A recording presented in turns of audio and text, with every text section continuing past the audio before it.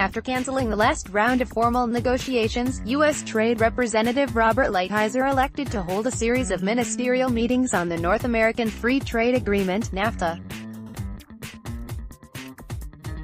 Some officials have suggested that the United States, Mexico and Canada could reach a deal in principle within days, but President Trump tempered the anticipation somewhat when he said on Thursday that, "We'll have something, I think, fairly soon, but there's no rush." The president is right that the NAFTA renegotiation should not be rushed. It should also not be held hostage by the administration's arbitrary steel and aluminum tariff exemption deadline of May 1st. That deadline was mistakenly used earlier.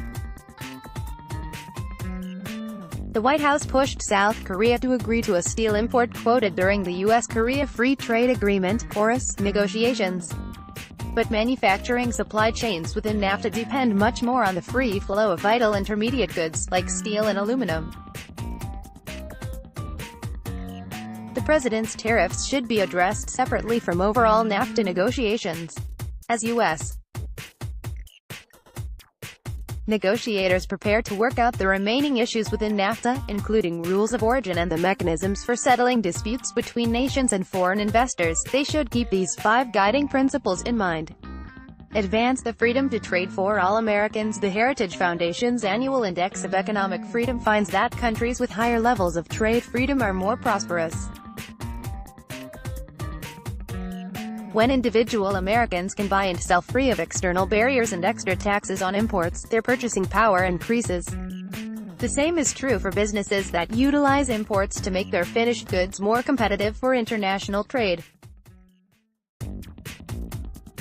Eliminate additional tariff and non-tariff barriers. The United States failed to fully achieve this goal in the new KORUS agreement, which extended the 25% tariff on trucks for an additional 20 years.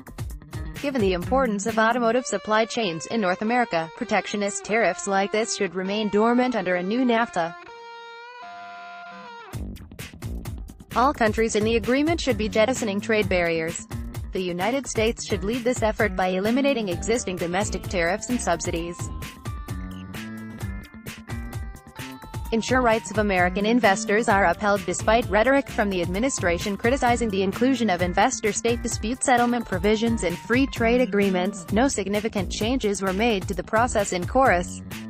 That was a wise decision, and the administration should adhere to this policy for NAFTA. An investor-state dispute settlement agreement that leaves out the United States, or is optional for member countries, puts American businesses and investors at a huge disadvantage.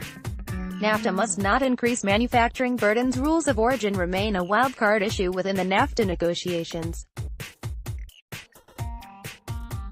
A new proposal would shift rules of origin practices to a focused regional value content framework.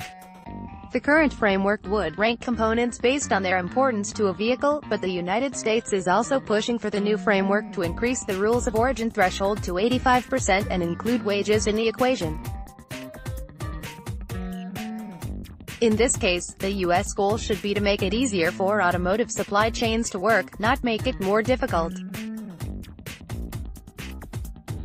Deals should be about trade rather than regulation. Since NAFTA, free trade agreements have increasingly included chapters on other issues, such as labor and environmental standards.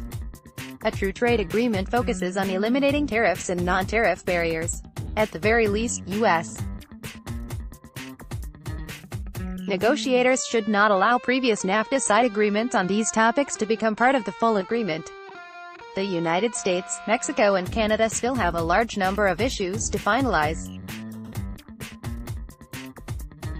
If wrapping up the NAFTA negotiations is rushed, Americans could end up with a deal similar to the new KORUS agreement, which hit the nail on the head in some areas while increasing domestic trade barriers in others. The goal of negotiators should simply be to increase the freedom of Americans to buy and sell around the world with the fewest possible barriers. This piece originally appeared in The Hill on the 9th of April 18.